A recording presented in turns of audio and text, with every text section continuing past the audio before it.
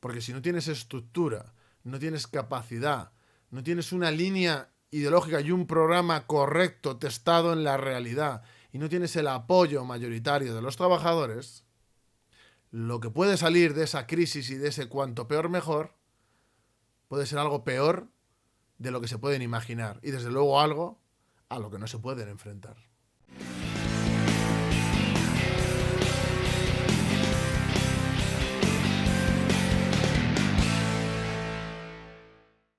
Buenas a todos, hoy quiero hacer un vídeo de historia sobre el periodo de entreguerras, sobre la expansión de las fuerzas revolucionarias a partir de la Revolución Rusa, el fracaso de esa visión de la Revolución Mundial, por lo menos en esas condiciones materiales, el retroceso de esas fuerzas y la crisis, y dentro de esa crisis, tanto política como económica, la Gran Depresión, el crack del 29, toda esa crisis que se da en los años 20, desde el principio de los años 20, podemos ver como precisamente esa gente que dice que cuanto peor mejor, eso depende de las condiciones materiales y depende de la correlación de fuerzas. Porque precisamente en esos años de crisis, lo que se produjo fue el ascenso del fascismo, la extensión y desarrollo del fascismo. Por lo tanto, esa afirmación, soltada sin tener en cuenta su contexto, es profundamente errónea.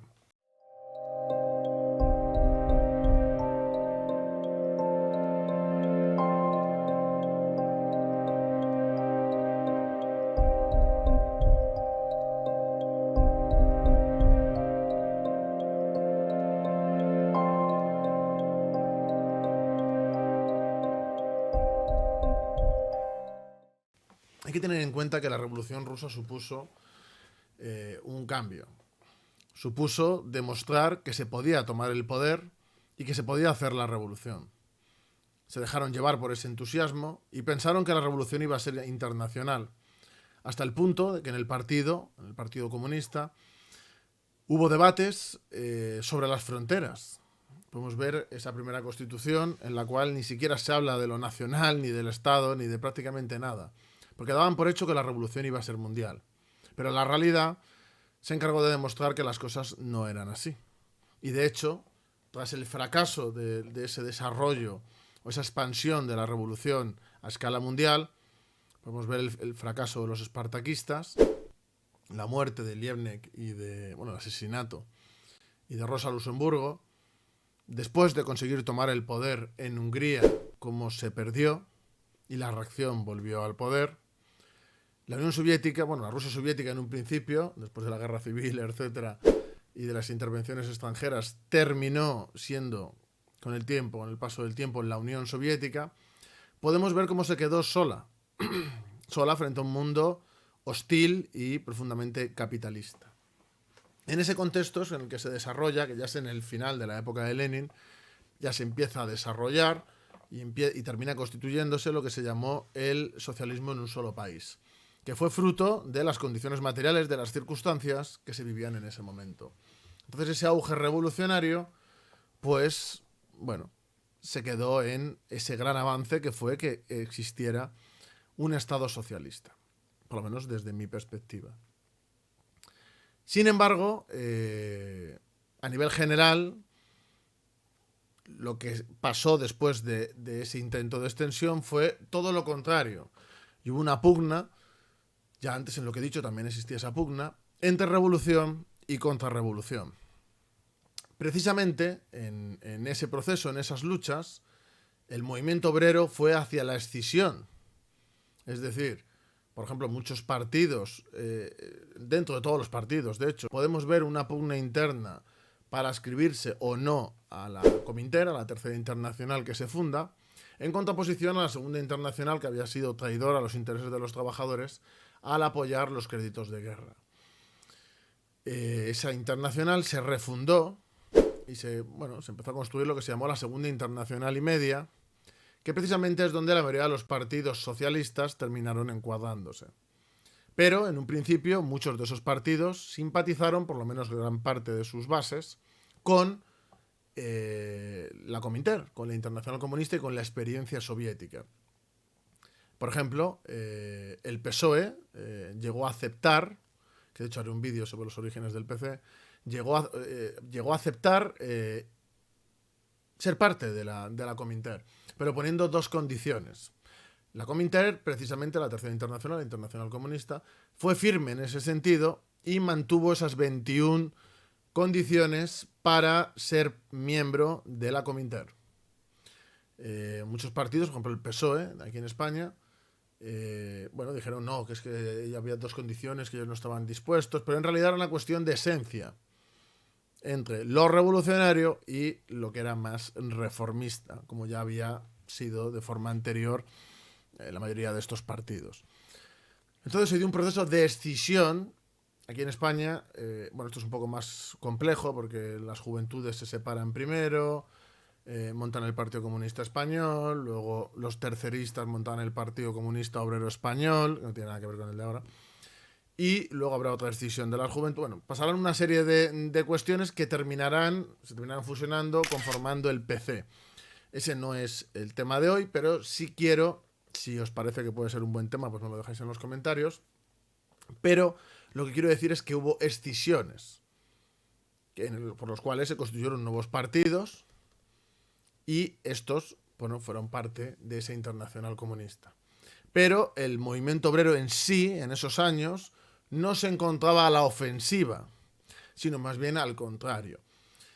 En ese proceso, el quinto congreso de la Cominter apostaba por el clase contra clase y por señalar a la socialdemocracia como el peor de los enemigos.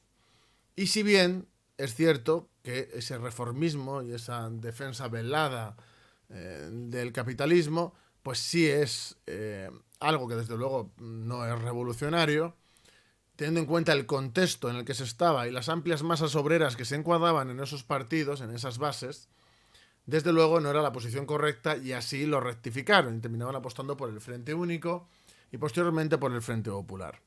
Entonces fue como una etapa en la cual se cayó en el ultraizquierdismo, dejándose llevar por determinados aspectos de las circunstancias que luego ellos mismos rectificaron. ¿Qué quiero decir con todo esto? Porque no es el tema de hoy. Simplemente quiero dar un contexto para que os deis cuenta que aunque la gente lo pinte como no, es que esa ofensiva fracasó y posteriormente lo que hubo fue un repliegue. Un repliegue, entre otras cosas, para mantener lo que sería, lo que luego fue la Unión Soviética y para, conformar una estructura a nivel internacional para iniciar otro ciclo, otro proceso de revoluciones.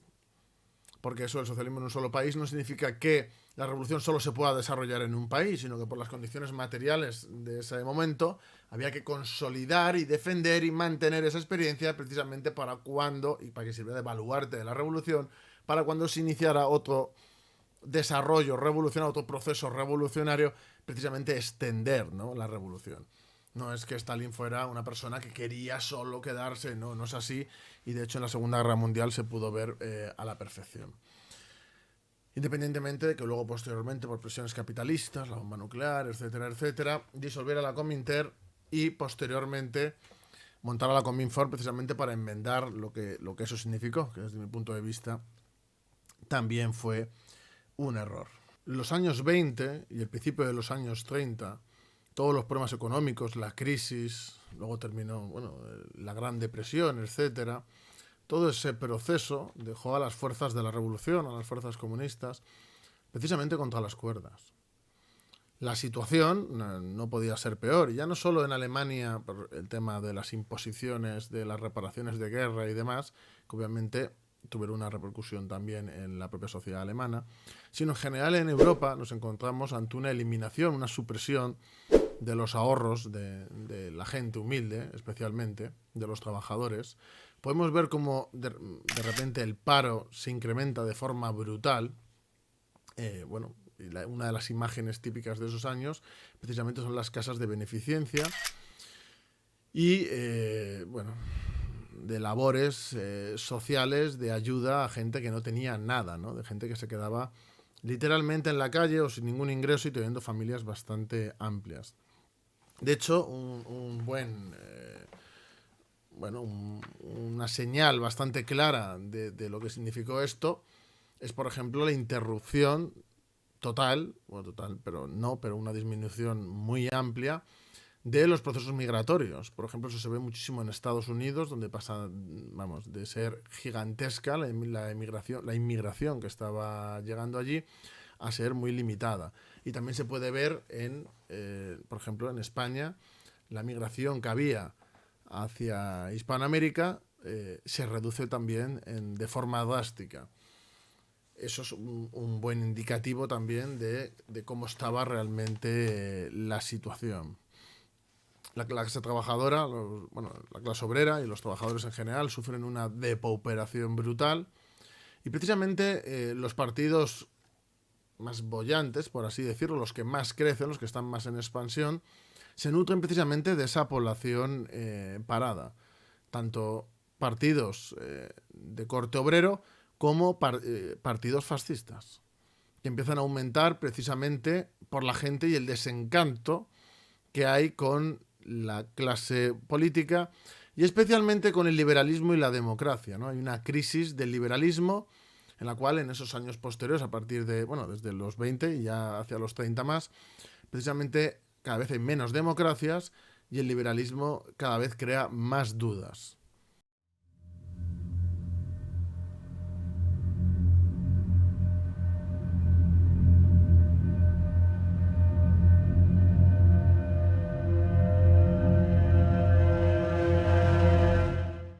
Estas condiciones de crisis, precisamente, estas condiciones que eran lo peor, precisamente sirvieron para que los fascistas pudieran coger fuerza y realmente tomar el poder, comenzando por Italia, con Mussolini en 1922 tomando el poder.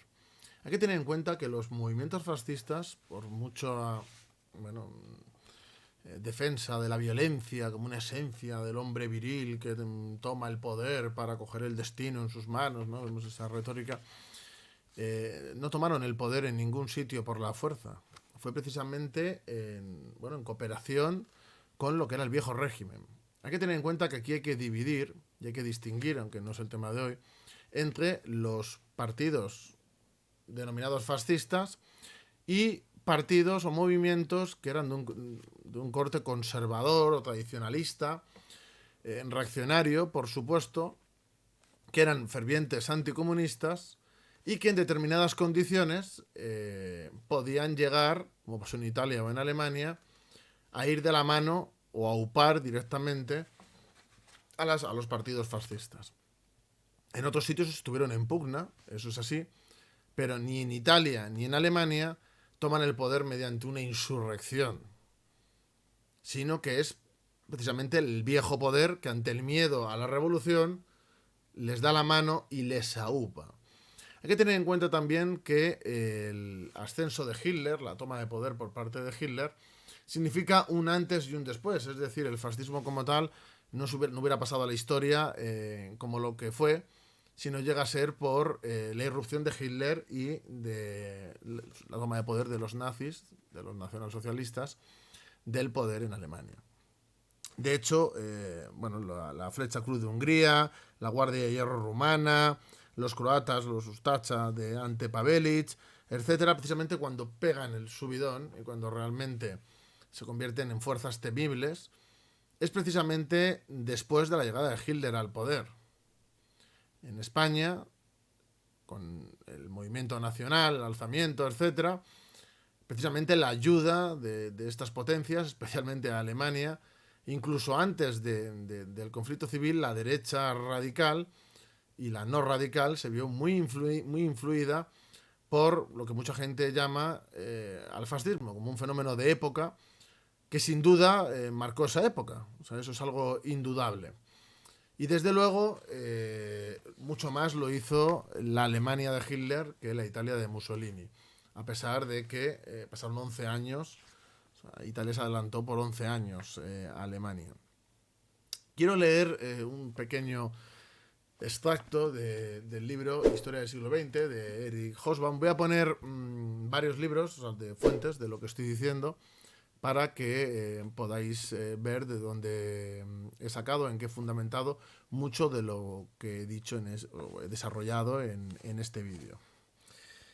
Lo que les dio la oportunidad de triunfar después de la Primera Guerra Mundial fue el hundimiento de los viejos regímenes y con ellos de las viejas clases dirigentes y de su maquinaria de poder, influencia y hegemonía.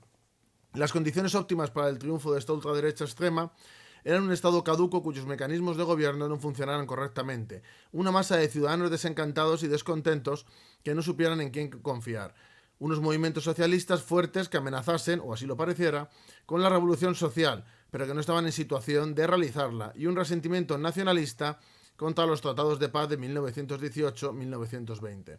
En estas condiciones, las viejas élites dirigentes, privadas de otros recursos, se sentían tentadas a recurrir a los radicales extremistas, como lo hicieron los liberales italianos con los fascistas de Mussolini en 1920-1922, y los conservadores alemanes con los nacionalsocialistas de Hitler en 1932-1933. De hecho, Hobsbawm habla de que eran los revolucionarios de la contrarrevolución, en el cual los fascistas se nutrían especialmente de la pequeña burguesía, de la clase media, y luego desarrollaban políticas obreristas y violentas para ganarse a los obreros, que a la hora de tomar el poder es innegable que lo consiguieron, en pugna contra los comunistas, de hecho, sobre todo en Alemania, pero fue así, el proceso fue ese. Luego, posteriormente, la financiación, cómo luego la oligarquía se une a ellos y los apoya, todo eso no es una cosa que voy a desarrollar hoy, pero bueno, Hobsbawm en este libro, si queréis verlo, lo desarrolla de forma bastante precisa. Y además mostrando fuentes también. Porque ya sé lo que van a decir algunos aquí, pero es la realidad. Y es comprobable.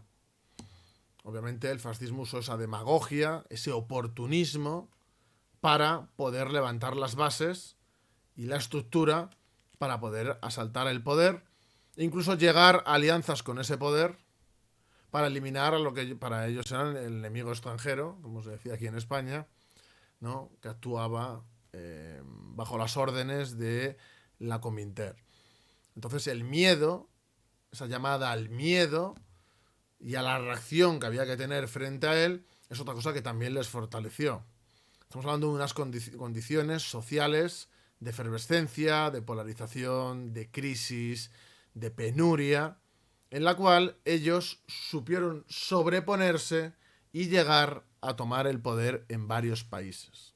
Entonces es algo de lo que hay que tomar nota, porque hoy en día podemos ver a mucha gente hablando de que cuanto peor mejor, pero eso es solo si, como pasó en Rusia, tienes la capacidad y la estructura y la organización para enfrentar esa batalla por la toma del poder contra la reacción y contra la evolución y el desarrollo que tuvieron esas fuerzas reaccionarias y contrarrevolucionarias cuando sintieron el miedo a perder sus privilegios, como les pasó en Rusia. El miedo a ser derrotados.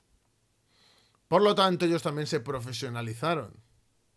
Fueron capaces de confrontar y fueron capaces de ganar. Por lo tanto, si no hay, lo digo por las situaciones actuales, de gente que hace análisis de, no, es que mientras peor estemos aquí, más posibilidades hay de la revolución. No tiene por qué.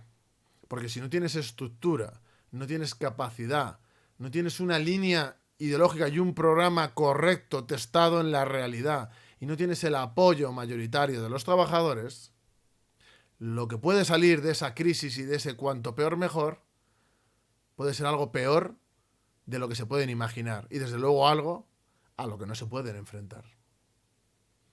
Espero que os haya gustado este vídeo. He intentado hacerlo corto, porque los libros de historia, los vídeos de historia suelen ser un poco más densos, pero he decidido empezar a hacer este tipo de vídeos y los voy a hacer de forma periódica y constante.